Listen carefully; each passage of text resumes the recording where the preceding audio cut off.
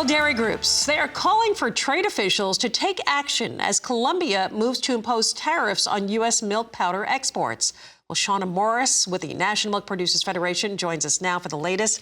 Thank you so much for being here. So I understand that Colombia has put an additional 4.86% tariff on U.S. milk powder that's in effect for 4 months as their investigation moves forward.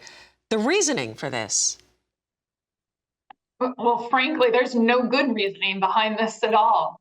Colombia is claiming that there are justified in imposing these additional duties on U.S. milk powder exports because of the subsidies that are provided as a safety net program to U.S. dairy farmers.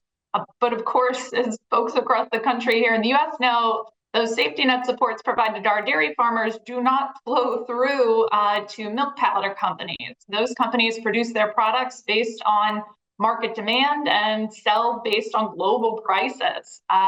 Colombia really has a lot of internal domestic challenges that its dairy industry is grappling with: higher input costs, challenging weather, lower dairy demand. And frankly, our industry is being the scapegoat here, where it's a lot easier to point to the Americans and imports and argue that they're the challenge rather than tackling some of the domestic challenges that are actually driving the issues within Colombia. Shawna, isn't this in violation of the free trade agreement? Yeah, frankly, it's certainly not how free trade agreement partners should be dealing with each other.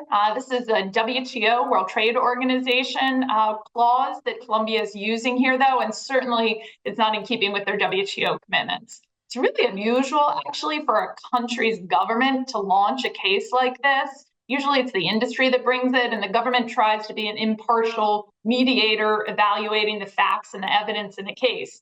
The fact that in this case, instead, the government went ahead and launched this with entirely flimsy substantiation in their case really points to how politically driven it is, which isn't in keeping with WTO rules on this type of thing. So at this point right now, from what I've heard, and they said this is 4 months, this investigation continues on with them, that it could last for several years. I mean, the impact that this can have for U.S. dairy producers is obviously a big impact. Absolutely, which is why, frankly, we've been taking it so seriously. The U.S. Dairy Export Council and National Milk Producers Federation have been working with a number of our members that export to Colombia over the last few months here. We put in a very thorough petition pointing out all the flaws in the case here. For instance, noting that our exports from the start of the case period examined to the final part of the case period examined have gone down, or not up, which would be one of the first indicators here you would think that the government would have looked at. We've also been working quite closely with the government throughout that process. The U.S. government also filed in this case. We think it's going to be critically important for the U.S. to take a very firm position here with the Colombians moving forward. Frankly, this type of shenanigans just can't be tolerated.